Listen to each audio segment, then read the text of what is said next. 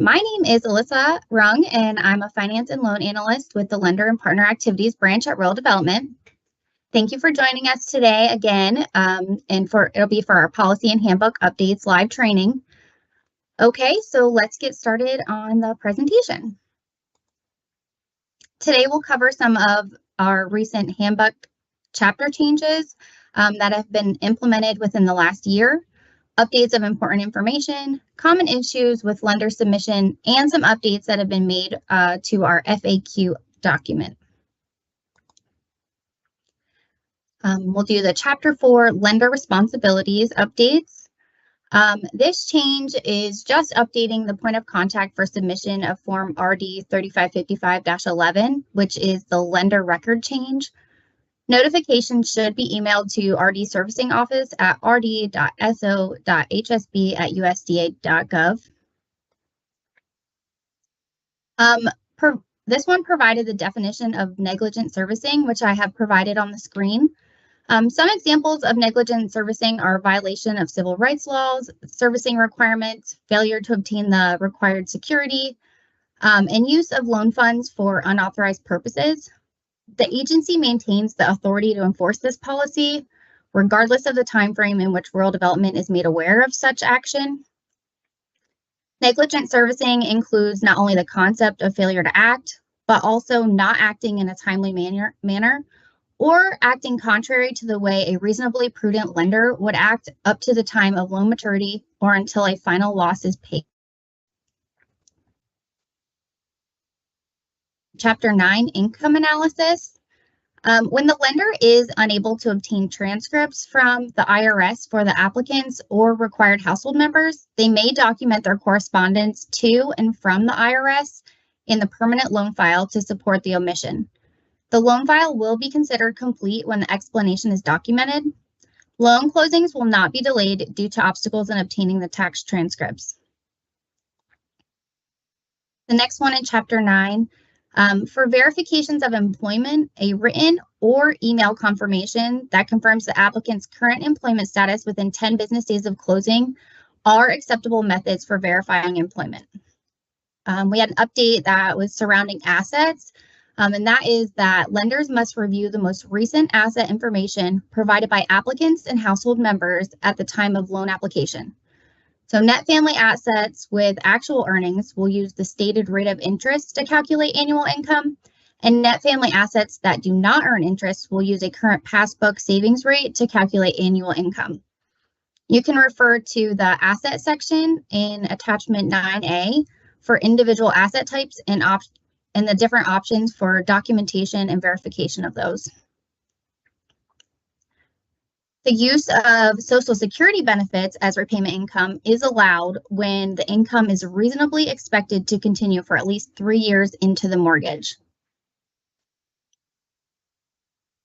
Okay, and then this one is just a change of part-time income. It's actually found under the income documentation matrix under base wages. So it just was moved to that section. These two changes pertain to attachment 9A. So the income type foreign assets has been added to the assets and reserves matrix. So for assets that are located outside of the US and its territories, you'll need to documentation that verifies the assets have been exchanged to US dollars and held in a federal or state regulated financial institution prior to closing.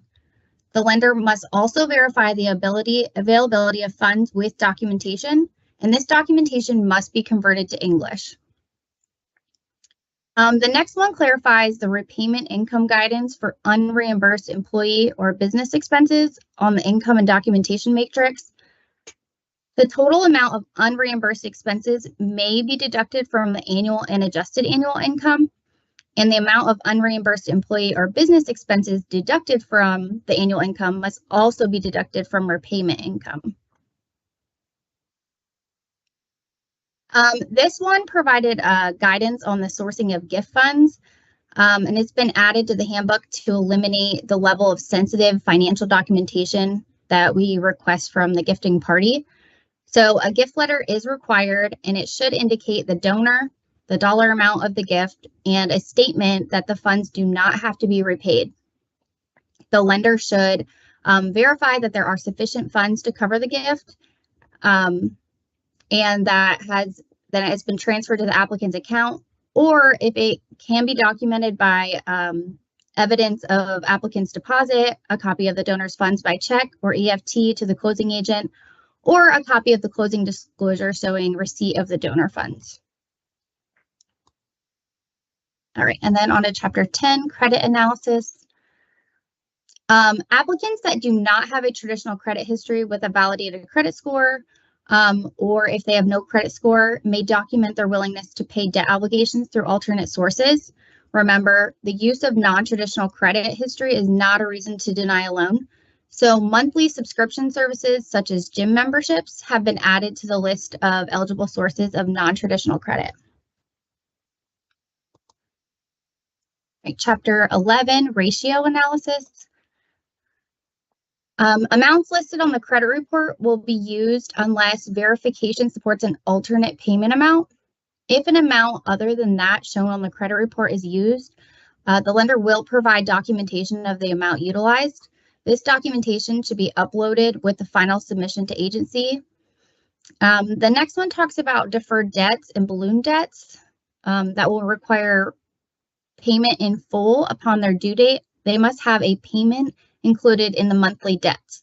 So when the balloon or deferred payment loan is due within 12 months, the lender must evaluate the complete loan application to make a determination regarding the applicant's repayment ability. If the actual or balloon loan is unknown, the lender may obtain documentation from the creditor to establish a monthly payment that will be due on a documented payment date, or they must use 5% of the outstanding balance on their credit report or creditor verification.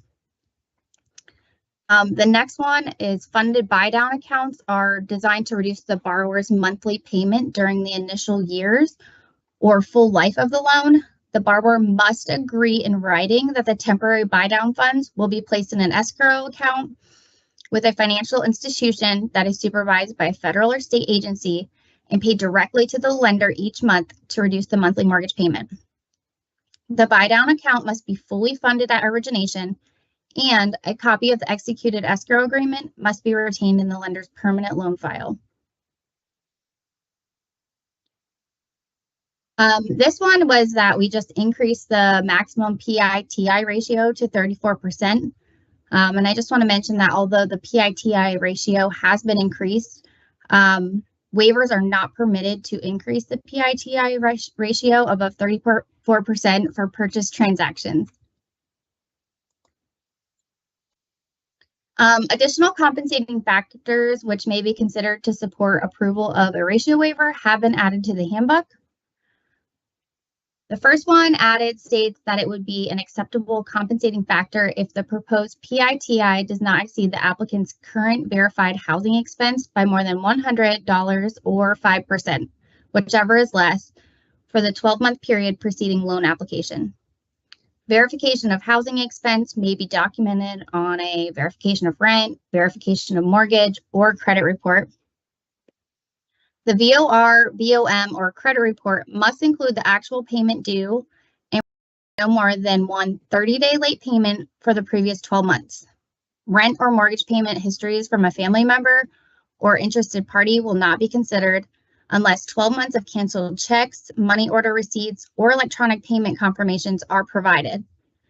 A history of less than 12 months will not be considered an acceptable compensating factor. Remember that no waivers are permitted to increase the PITI ratio above 34% for purchase transaction. The second compensating factor that was added is in regard to the subject property being an energy efficient home based on the International Energy Conservation Code standards.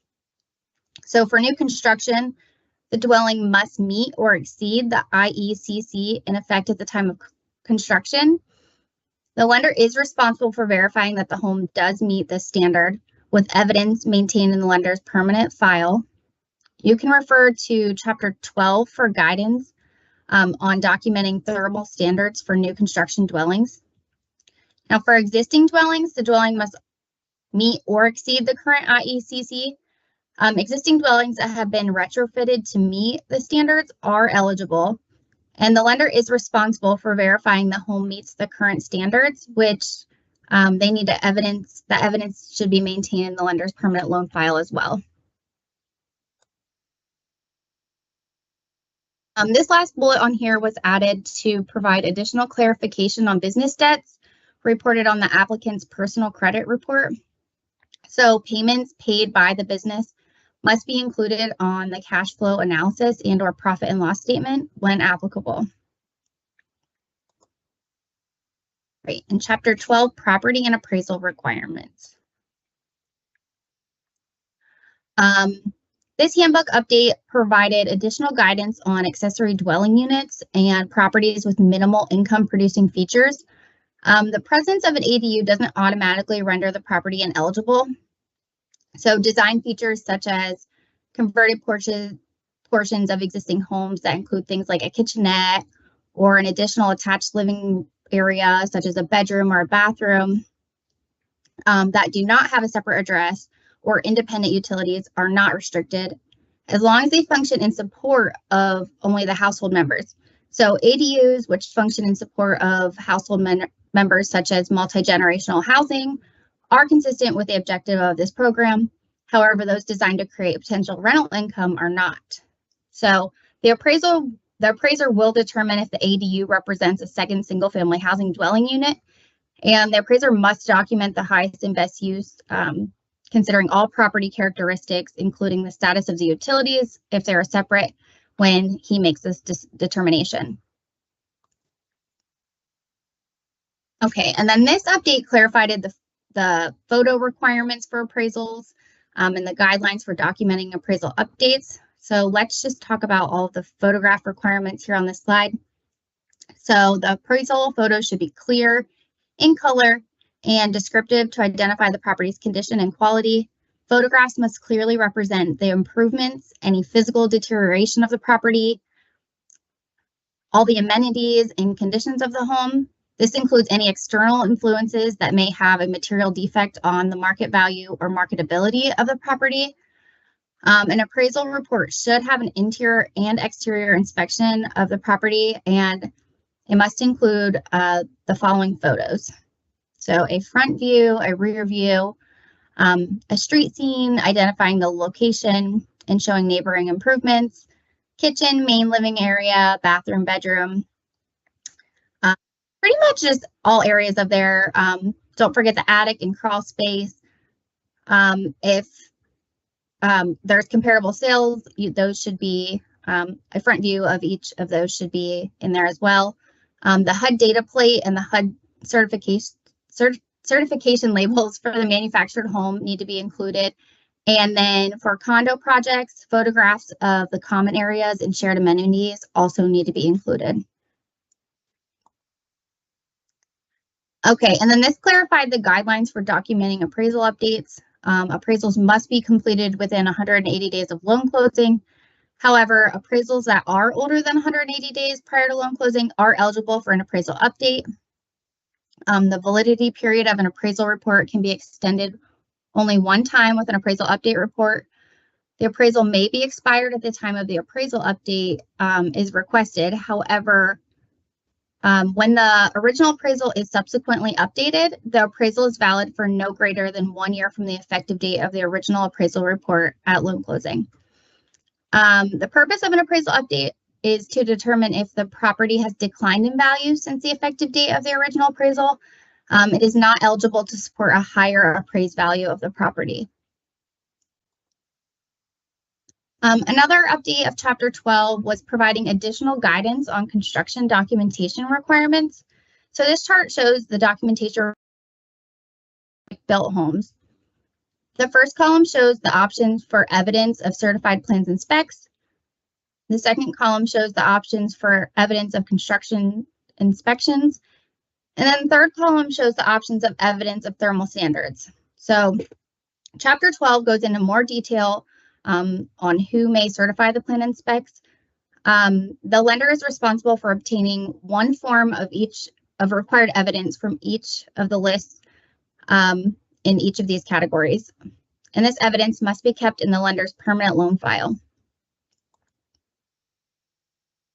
Another chart that was added was the documentation requirements for a new construction manufactured home. This chart is set up the same way as the chart on the previous slide. The lender is responsible for obtaining one form of required evidence from the list of available sources in each category.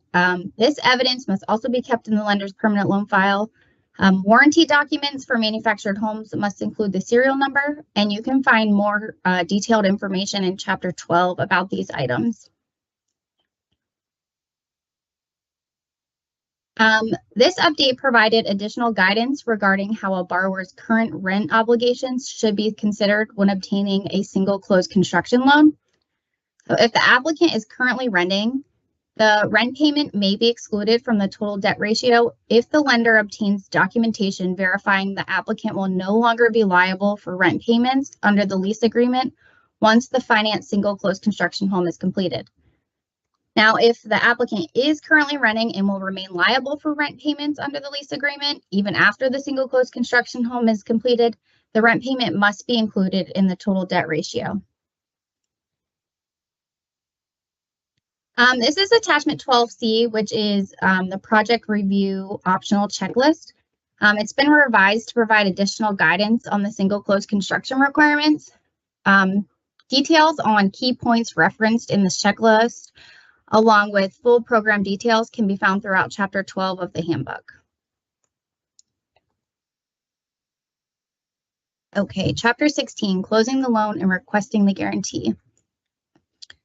Here are some updates regarding insurance. So properties should have replacement cost coverage in an amount that is at least equal to the guaranteed value of the improvements or the unpaid principal balance.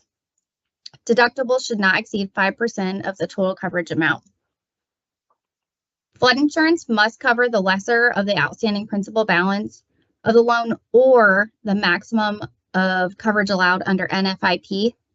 Unless a higher amount is allowed by state or federal laws, which does include FEMA policies, the maximum deductible clause for a flood insurance policy should not exceed $10,000.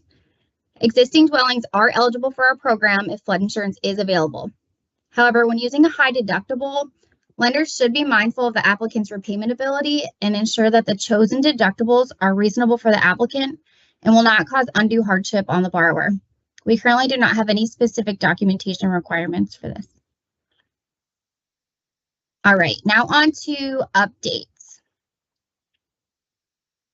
Single Family Housing Guaranteed Loan Program has updated the online reference guide for obtaining a payoff and/or a release of lien for a USDA Guaranteed Loan MRA. The reference guide, which is available on the Link Training and Resource Library, includes a centralized email address for MRA inquiries, as well as specific instructions on how to obtain a payoff and/or release of lien. Right, and then this update is for the standalone MRA ratio waiver. This waiver has enabled our servicers to provide effective loss mitigation by removing the 31% PITI and 55% TDI ratio limits from the requirements and the regulations. It allows the borrower to continue their current contractual payment and give the borrower an opportunity to regain a current mortgage payment status and start making the contractual payments they originally qualified for, and were able to maintain prior to experiencing their hardship. So this waiver applies only to the standalone MRA, and it will remain in effect until rescinded by the USDA or a permanent policy change is made adjusting the requirements. Okay, and then this is a pilot that was put into place to assist our servicers in offering payment relief to borrowers without modifying their loan. So with the current rate environment, loan modifications are not always providing payment relief, right? Many of our borrowers have rates that are 3% or so, and modifying the loan requires the rate to be taken to the current market rate, which currently is much higher. The PSA is funded by a standalone MRA and then incrementally used to do two things. The first thing is that it will cure the arrearage accumulated during the hardship, and it will bring the loan current. And then secondly, the supplement and the principal portion of the borrower's payment in monthly increments and provide payment relief for 3 years. The PSA will remain with the servicer's lien as a non-interest-bearing recoverable servicing advance. The MRA created under this pilot program will not be secured by a second lien in favor of rural development, which eliminates the need for notary fees, recording costs, and additional legal fees. The PSA pilot is optional for servicers to participate in. This update talks about the special servicing options for non-performing loans. The main change is that the USDA will no longer take a second lien on the MRAs, regardless of the type of MRA it is. All MRAs will remain a part of the servicer's lien as a non-interest-bearing recoverable servicing advance. There will be no more promissory notes or subordinate mortgages in favor of the USDA. So special loan servicing is no longer a separate option in the waterfall. All loss mitigation options have been combined into one waterfall. Loan modifications will now be extended up to 480 months, and this was previously 360, until payment reduction has been achieved.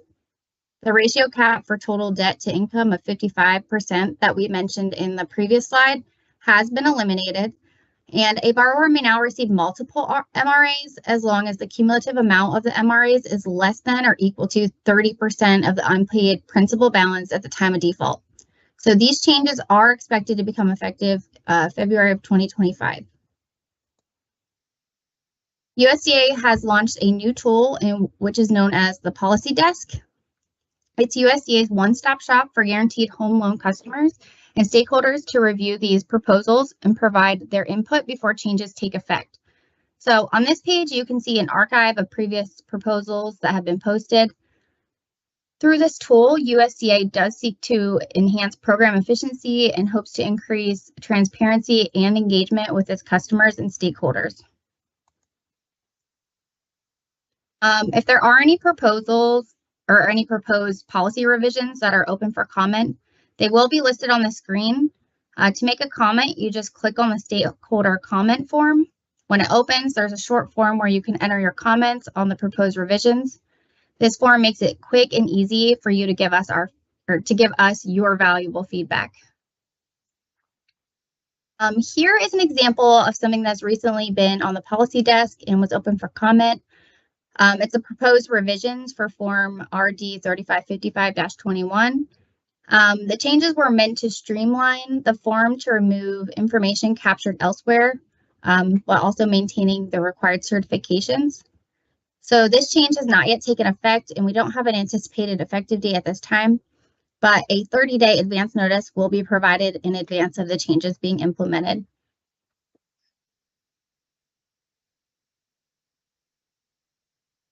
We have published a proposed rule for the significant derogatory credit and refinance seasoning period in the Federal Register.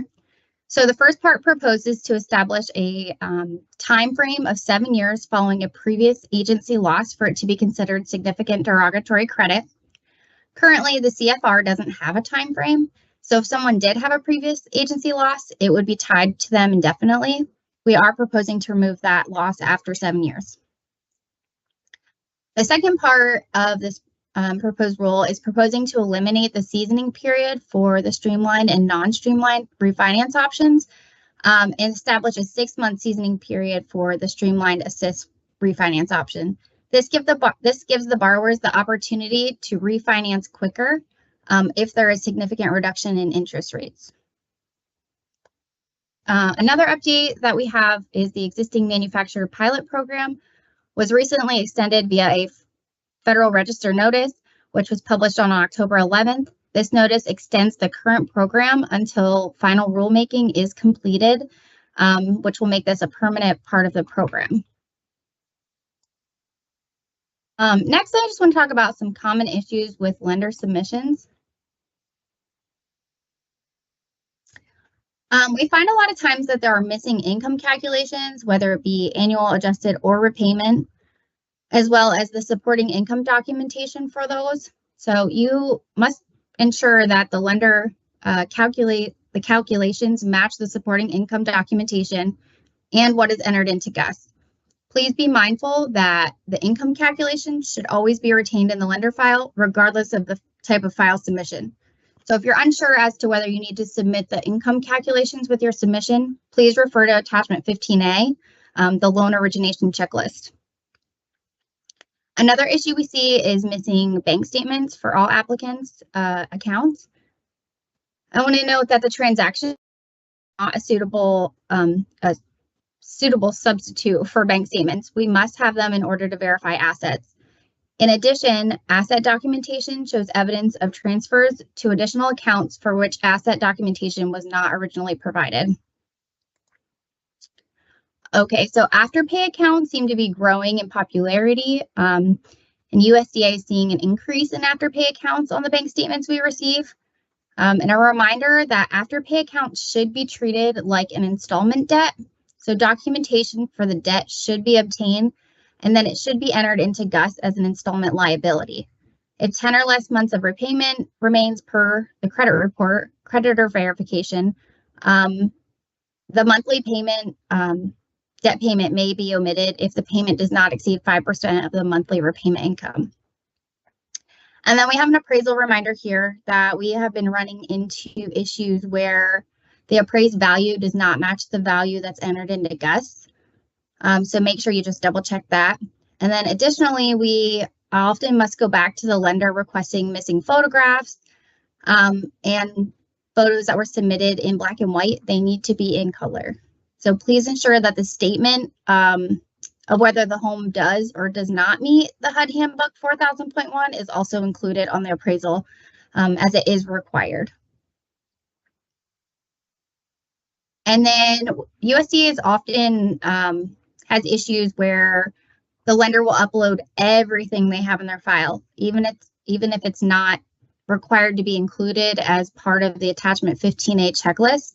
So these large files slow down our review process as we must sift through a lot of documentation that we don't need to see just to define the required documents that we do need to see.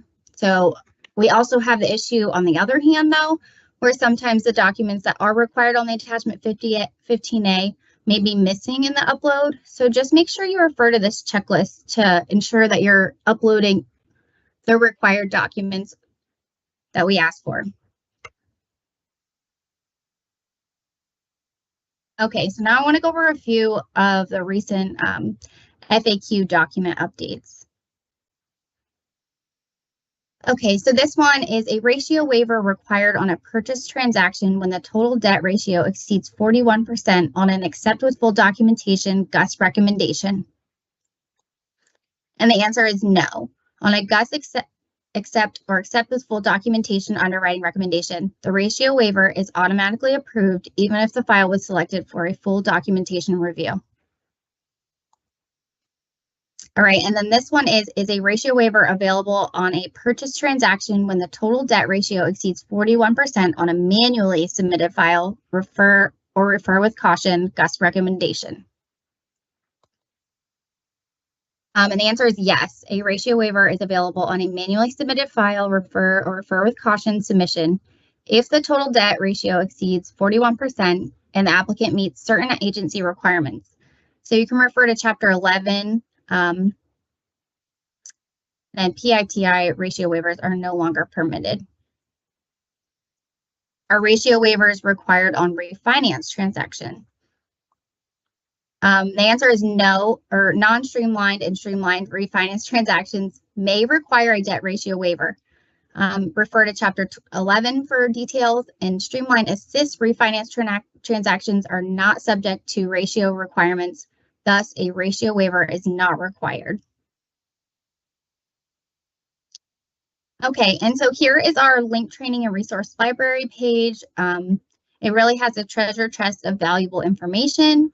It provides tools and resources to assist in navigating topics like lender approval, loan origination, lender training, loan closing and guaranteed underwriting system, and even loan servicing. You may have noticed that recently we have moved our turn times to this page as well, which are typically 48 hours or less. This site is always available and has many different trainings and documents to help you administer the program. The LPA team offers monthly virtual trainings just like this one. We have a training schedule on the link training and resource library page, so you can view the training events that are coming up and also register for them when they become available. which is usually about 30 days before the event. I also want to mention that if you have training needs outside of those that are posted in the link library or in the lineup for our training schedule, you can always reach out to our team for personalized group trainings for your team. Our email address. And then here is just a contact sheet, anything and everything contact that you need to know for if you have a file specific question, if you have a servicing question, pretty much anything you need on here. All right, and I just want to say thank you, and I hope you enjoy your day, and we appreciate you joining us.